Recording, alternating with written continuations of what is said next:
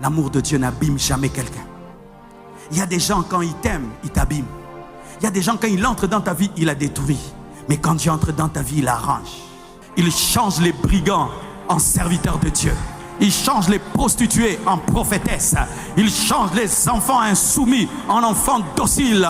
Laisse la porte à l'amour de Dieu. Ouvre la porte à l'amour de Dieu. Et il va changer ta vie. Il va te transformer. Il ne vient pas pour te détruire. Dieu ne veut pas que tu ailles en enfer. Dieu ne veut pas que ta vie soit détruite. Dieu veut que tu finisses dans l'éternité avec lui. C'est un amour qui sauve. Et toi aussi. Quand tu entres dans une famille, sauve cette famille.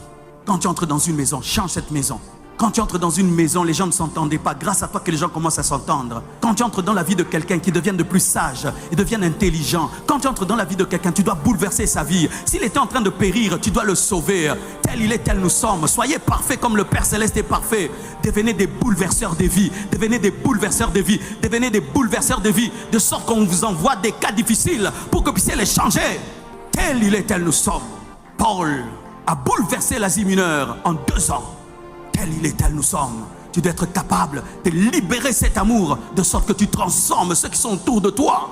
Tu vas dans une université, tu amènes le réveil. Tu travailles quelque part, tu amènes le réveil. Tu voyages quelque part, tu amènes le réveil. Partout tu vois, les gens sont en train d'être sauvés afin que personne ne périsse. Tu ne peux pas rencontrer quelqu'un et puis on dit que vie n'est baby.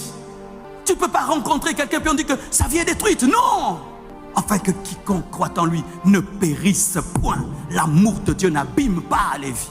Il y a des gens qui ont peur, qui disent « Si je me donne trop à Dieu, ça va détruire ma vie. » C'est faux. Quand tu te donnes trop à Dieu, ça va arranger ta vie.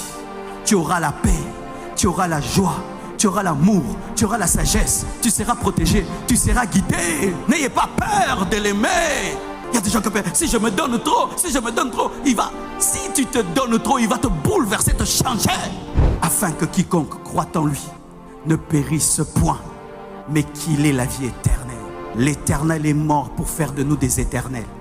Jésus, qui ne pouvait pas mourir, est mort pour les gens qui devaient mourir, afin que les gens qui devaient mourir ne puissent pas mourir et puissent le rejoindre, car lui il a la capacité d'offrir sa vie et la récupérer.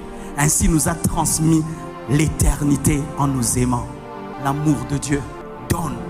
Tu as la vie, tu communiques la vie. Tu donnes ta dimension. Élie donne sa dimension à Élie. Et l'amour de Dieu fait partager la dimension. Quand Dieu t'aime, tu vas goûter à la divinité.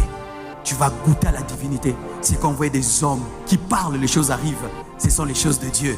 Mais Dieu est tellement amour qu'il permet à l'homme de goûter à la divinité. Il dit